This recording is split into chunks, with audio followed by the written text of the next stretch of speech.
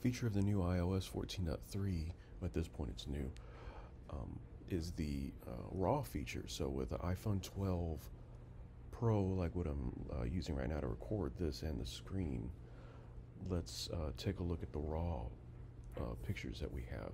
Now, normally when I shoot with my regular camera, the Sony A7 III, I always shoot RAW.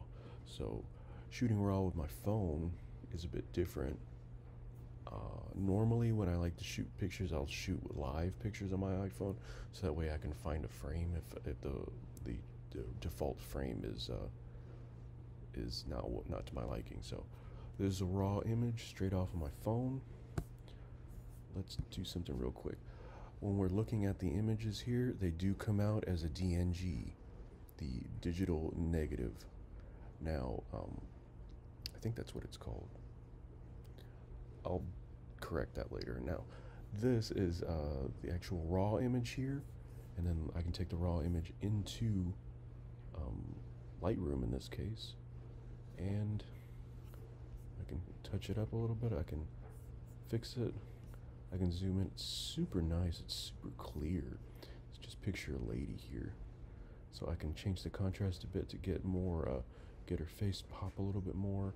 I am not an expert at anything, and especially not Lightroom. So Lightroom, I just kick it around until I figure out where I want the image to look like. So that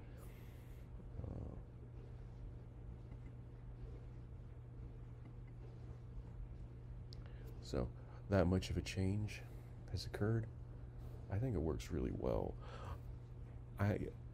It is on by default. It is not on by default. You have to choose it. Otherwise, live or just regular still images is the default. For me, I still like live images for the most part on my phone, but when I find a situation like this where I wanted to take a picture of lady, and I can really touch it up and do something different with it in Lightroom, I can even take this regular image here and add one of the filters that I've bought over the years. Add a little bit, change the contrast down just a bit, and there. The raw images on this phone, the images just by default on the phone are really good. As long as I get enough light, it's just like any other camera. If you put enough light in it, it looks good. The low light on this is really nice too. But as far as just overall usage and to have like a camera that can shoot raw in my pocket, so I don't have to lug around my big camera, it's really great.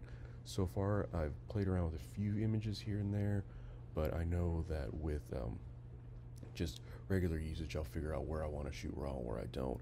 And I know that the images come out really nice, and I'm able to edit them really good. So I just want to run through raw images on my iPhone 12 Pro Max.